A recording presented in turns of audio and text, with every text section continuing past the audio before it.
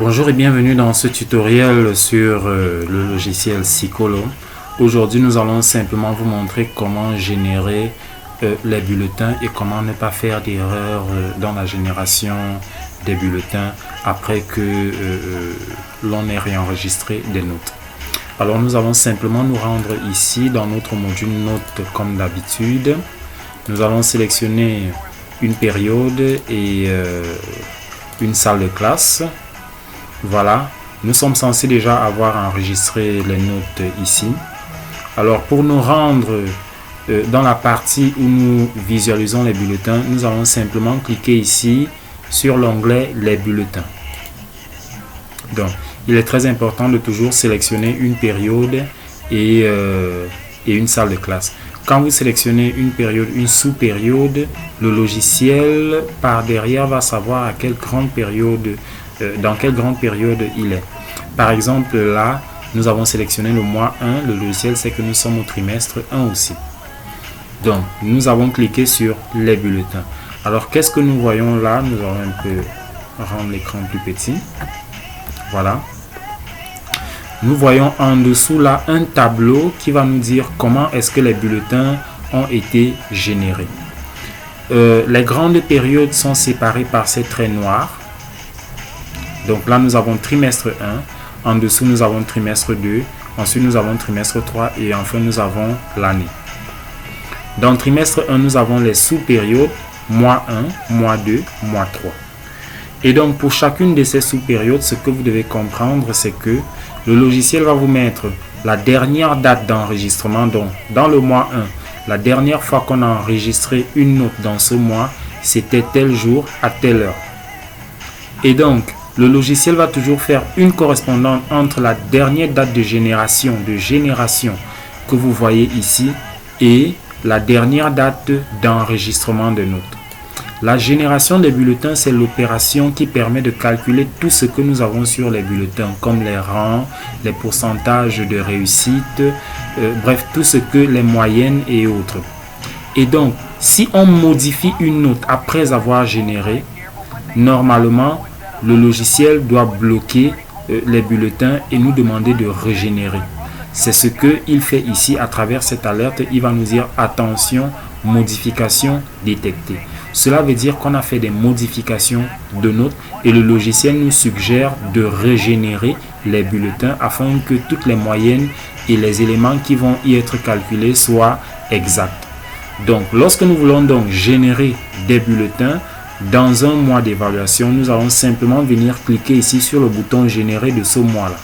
En l'occurrence, ici, nous allons cliquer sur ce bouton générer. Mais avant de le faire, nous vous demandons d'observer ici, nous avons la colonne des bulletins. Donc, pour le mois 1, nous n'avons pas de bouton ici pour visualiser les bulletins.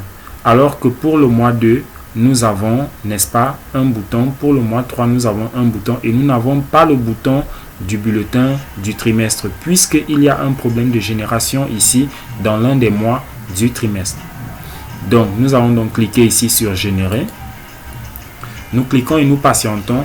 En fonction du nombre d'élèves que vous avez dans la salle de classe et aussi du nombre de matières, cela peut prendre un certain temps, peut-être 30 secondes, peut-être 1 minute et aussi en fonction de la puissance de votre ordinateur puisque c'est à ce moment que plusieurs éléments sont calculés dans le logiciel.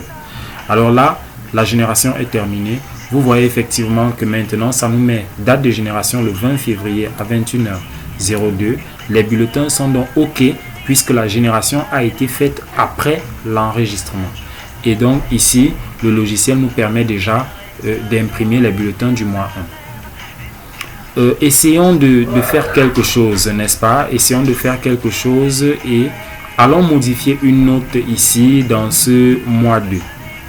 Donc nous revenons ici dans gestion des notes, nous partons dans mois 2, CE1 toujours et nous allons par exemple enregistrer les notes de la pratique.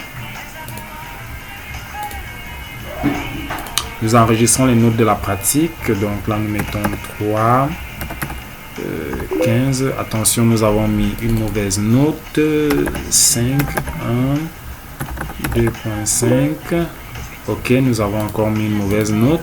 Là, nous avons mis des notes qui dépassent le barème. OK. Nous vous l'avons déjà montré. Ok. Voilà, nous avons mis quelques notes. Nous fermons. Nous sommes censés avoir rajouté des notes alors que les bulletins avaient déjà été générés. Si nous revenons dans le bulletin, nous allons observer que pour le mois 2, le logiciel nous dit attention, des modifications ont été détectées et nous ne pouvons donc plus avoir les bulletins. Le logiciel va simplement nous demander de les régénérer. Et donc, il ne nous propose même plus les bulletins du trimestre aussi. De la même façon, nous ne pouvons pas aussi générer le bulletin, nous ne pouvons pas avoir le bulletin annuel. Donc, nous allons donc devoir cliquer là pour régénérer les bulletins de ce mois sur lesquels nous avons fait des modifications afin que les bulletins de ce mois soient disponibles, mais aussi que les bulletins du trimestre soient disponibles. Et vous voyez bien que c'est ce qui a été fait.